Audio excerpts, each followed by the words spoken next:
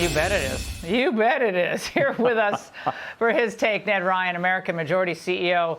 So, Ned, Harvard's filing a lawsuit, federal court. It's confident they're going to get an injunction, which they probably will in the First Circuit, my prediction. I think the most shocking thing that we've learned, though, we knew the pro-terrorist element was there, but how much these universities, Ned, depend on foreign students, the cash, including sympathizers of our enemies. 27% foreign student enrollment last year at Harvard.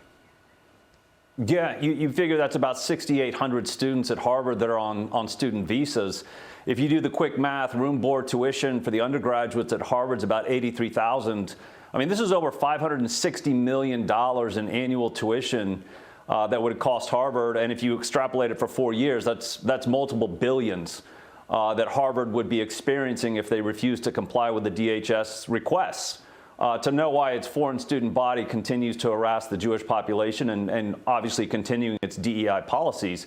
But I mean, this to me it's just common sense. I mean, we've been tolerating ourselves to death. This is a privilege. It's not a right to have a student visa to be here. And Harvard, it's pretty rich that Harvard's claiming to be an independent institution when it still wants to have taxpayer dollars and government funding while it sits on a $53 billion endowment, Laura. I mean, this is pretty shocking when you realize what's going on. I have to tell you today, the big, beautiful bill, one of the things I thought was the best part of it, 21% tax on endowments the size of Harvard's. I think that's a step in the right direction. Yeah. Well, the media, in some part, is trying to blame Elon Musk's X for the rise in anti-Semitism. This was an interesting turn today. Watch. Don't the leaders of Twitter or X pretty much ignore the anti-Semitism going on that site? These are their own rules. And time again, they fail to enforce their own rules. It's part of the problem. Ned, if you go into the community guidelines in Twitter, it's clearly this type of hate speech is not tolerated, is taken down. Maybe it's not taken down sometimes as fast as we all want it to be, but there is a process. I think they do try to move on that. But I thought that was a really cheap shot, even coming from Jake Tapper.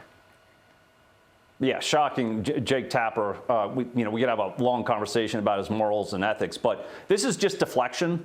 Anti-Semitism is deeply ingrained in the un-American left. I mean, we could talk about the BDS movement, boycott, divestment, sanction movement, that is really has a strong foothold on a lot of our campuses that increases the anti-Semitic behavior. So just a weak attempt at deflection for something that I think is a very real issue with the un-American left. And we're seeing it play out not only on college campuses, but sadly last night in D.C. Well, Ned, I have to say, American universities used to be primarily for Americans.